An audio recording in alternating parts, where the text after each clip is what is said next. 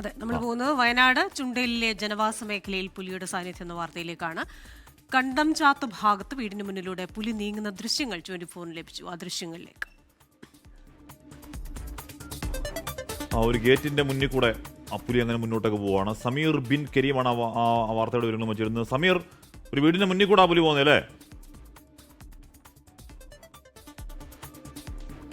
അതേ ഹാഷ്മി, ജനവാസ മേഖലയിൽ ഇന്ന് പുലർച്ചെ 4:40 കൂടിയാണ് പുലി ഇറങ്ങിയിരിക്കുന്നത്. ചുണ്ടേലിന് സമീപമുള്ള ഈ കണ്ടംചാത്ത് ഭാഗത്തിലുള്ള ഒരു വീടിന്റെ മുൻപിലൂടെയാണ് ഈ പുലി കടന്നു പോകുന്നത്. വീട്ടിലെ CCTV ദൃശ്യങ്ങളിലാണ് ഈ പുലിയുടെ ദൃശ്യങ്ങളൊക്കെ തന്നെ പതിഞ്ഞിരിക്കുന്നത് എന്നുള്ളതാണ്. ഏതാനും ദിവസം മുമ്പ് ഈ ചുണ്ടേലിന് സമീപമുള്ള പെരിന്തട്ട എസ്റ്റേറ്റിലും ഈ പുലിയുടെ സാന്നിധ്യം ഉണ്ടായിരുന്നു. അങ്ങനെ പതിവായി പുലി സാന്നിധ്യമുള്ള ഒരു മേഖലയാണ് ഈ പ്രദേശം എന്നുള്ളതാണ് ഈ നാട്ടുകാർ വ്യക്തമാക്കിയിട്ടുള്ളത്. കടുവാ സാന്നിധ്യവും നേരത്തെ ഈ ഭാഗത്ത് റിപ്പോർട്ട് ചെയ്യപ്പെട്ടതാണ്. അതുകൊണ്ട് തന്നെ ഈ ശക്തമായ നടപടി വനംവകുപ്പിന്റെ ഭാഗത്തു നിന്ന് ഉണ്ടാകണമെന്നുള്ള ആവശ്യമാണ് നാട്ടുകാർ ഉന്നയിക്കുന്നത്. പ്രത്യേകിച്ച് കുട്ടികളടക്കമുള്ള ആളുകൾ സ്കൂളിലേക്ക് മറ്റുമൊക്കെ പോകാനുള്ള ഒരു സമയവും സാഹചര്യം ഒക്കെ തന്നെ നിലനിൽക്കുന്ന പശ്ചാത്തലത്തിൽ ഒരു ശക്തമായ നടപടി അടിയന്തരമായി വേണമെന്ന് നാട്ടുകാർ ആവശ്യപ്പെടുന്നുണ്ട്.